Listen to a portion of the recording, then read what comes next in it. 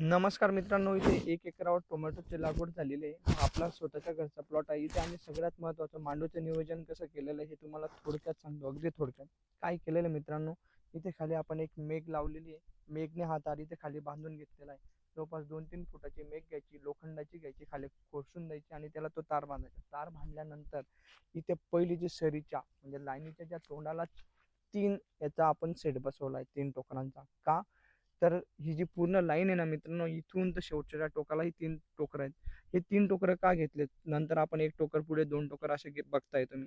पण इथे 3 टोकर का? ही पूर्ण सरीची लाईनचं वजन जे आहे, जर तो टोकर नसता राहिला, तर डायरेक्ट इकडे या खुट्यावर पडला असता, इकडे शेवटी टोकाला, जिथे आपण खड्डा केलेला आहे. आणि तो जो आपण घातलेला रॉड आहे, तो रॉड उपटून येण्याची शक्यता दाट राहते. तर त्याच्यामुळे इथे आपण 3 टोकरं लावले. तुम्ही बघा, कुठेही बघा, प्रत्येकाला 3 टोकरं. 3 टोकराचा फायदा काय? तर 3 टोकराचा फायदा असा होतो मित्रांनो, या 3 टोकरामुळे हे जे 3 टोकर दिसतात तुम्हाला, तर जो पण लोड पडतो त्या लाईनीचा, तो लाईनीचा जो पण लोड पडतो, त्या टोकरावर जास्त पडतो आणि इथे या ह्याच्यावर तारावर कमी पडतो आणि जेणेकरून आपला प्लॉट जो आहे तो तुटत नाही. आणि इथे पुढे काय केलेलं आहे बघ, पुढे काय केलेलं आहे, तर पुढे तुम्ही बघू शकता, आपण सिंगल एक लाईन, एक टोकर घेतलेला आहे. परत पुढे 2 टोकर घेतलेले आहेत.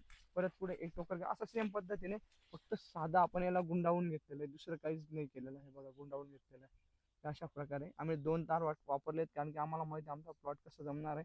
तर त्या हिशोबाने आम्ही अगोदरच नियोजन करून घेतलेलं आहे. जवळपास 5 वर्षापासून आम्ही हे करत असल्यामुळे आम्हाला मागच्या वर्षी तार तुटण्याचा खूप प्रॉब्लेम आला होता. कारण की आमच्या इथे ग्रोथ टमाट्याचे खूप होते. त्याच्यामुळे आम्ही पहिल्यापासूनच प्रिफर करून चालतोय. तर धन्यवाद. अशा प्रकारे साधा आणि सोपा पद्धतीने मांडव बनला जातो. काहीच अवघड नाही आहे.